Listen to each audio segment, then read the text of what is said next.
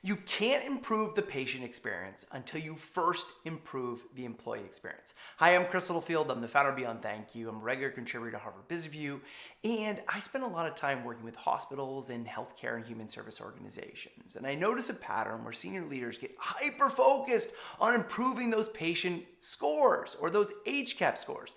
But the problem is when all of our conversation are focused on the patients, we often miss taking care of the people who will actually improve those scores in the first place. Let me show you what I'm talking about.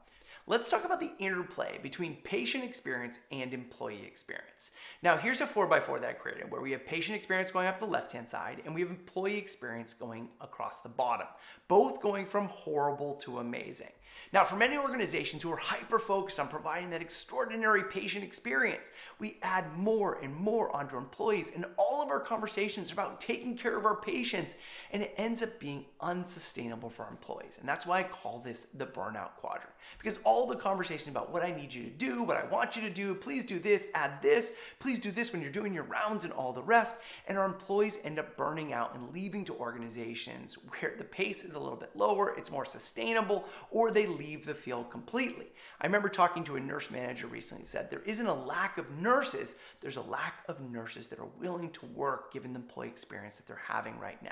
And so those great employees end up leaving, and then what happens is we slide down to this bottom quadrant, which ends up being bad for patients. They're not having a great experience with their people, right?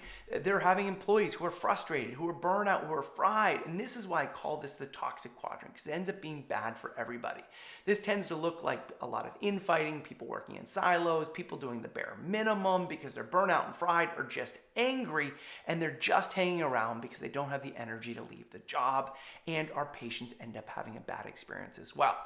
Then, if it happens to be one of the rare organizations that goes high on the employee experience and puts everything into that, well, it ends up being a great employee experience for bad employees who don't really care about serving our patients. And it ends up being bad for our patients. And that's why I call this the delusional quadrant, because these are the organizations who are spending all their time on their employees, they're not holding anyone to account, it ends up being bad for the patients, and, well, then probably the organization isn't going to be around because their patients are going to go elsewhere. Or these men tend to be our rural hospitals where there's nowhere else to go and people just have to put up with it. But that is a lose-lose situation.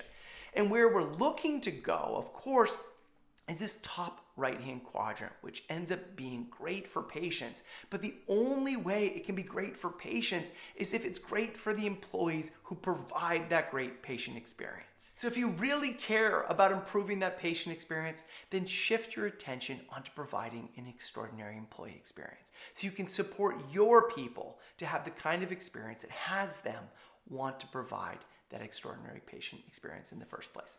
I'm Chris Littlefield from Beyond Thank You, and I hope you found this video helpful. If you did, please hit like and subscribe and share it with at least one other person who you know it will make a difference for. And together, let's craft employee experiences that provide extraordinary patient experiences every single day.